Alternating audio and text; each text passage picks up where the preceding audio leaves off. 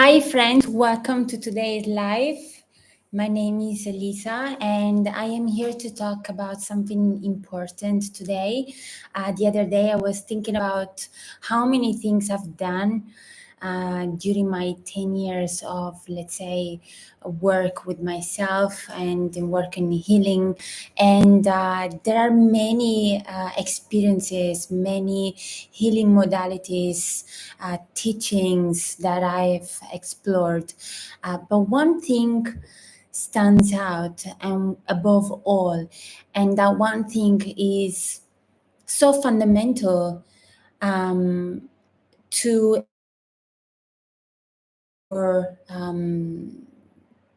teaching that we want to apply to something in particular in our growth or in our healing process. And that important thing, it's called awareness. And you might have think about, and you might have heard about this so much. Everybody talks and speaks about awareness, but in reality, it's a bit different when we are in everyday life and life kicks in and things happen, and we find ourselves triggered, and that is the moment when it's so hard to be actually aware and to be present, to be in the moment, and instead of reacting and go on a autopilot reaction into a habitual reaction, which may be anything, we can actually stay present with what is. And stay present means to stay aware, to be awake with what is going on.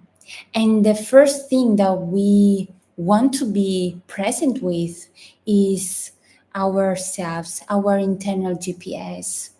And internal GPS is our feelings, is the thoughts that are going on, and the body, the physical sensation that we have in our body.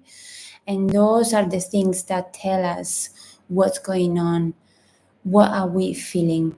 And when we are aware something incredible happened, we make space between ourselves and the experience and whatever is going on.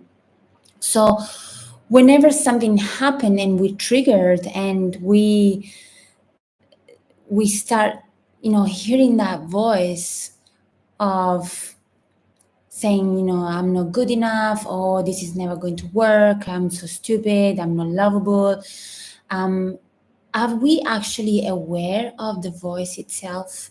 Because to be aware of that voice, we need to stay present with it instead of reacting and sort of pushing that voice away or suppressing it and distracting ourselves with whatever friends, activity, work, anything that take us away from the present moment.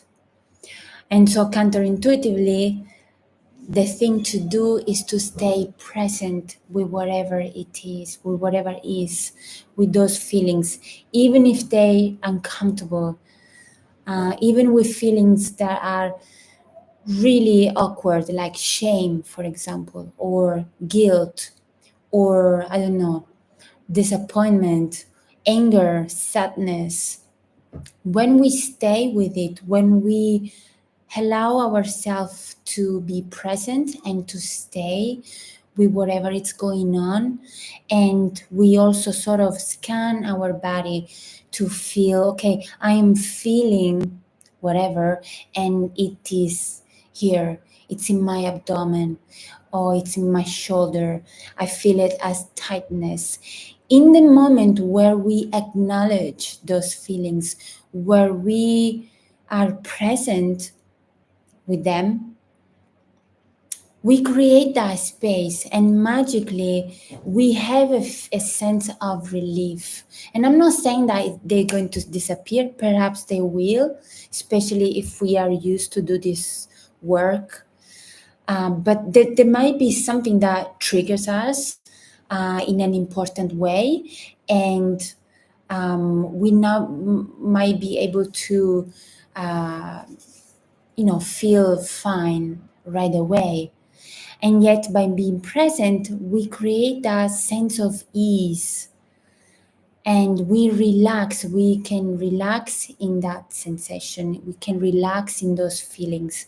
We relax in our body and in the uncomfortable. We learn to be comfortable in the uncomfortable. And with this important sort of step, let's call it like that, sort of first step, which is to be present with whatever is, we automatically accept. We enter in a state of acceptance of whatever is going on right now, and that we might not change, or at least we might not change in that very, very moment.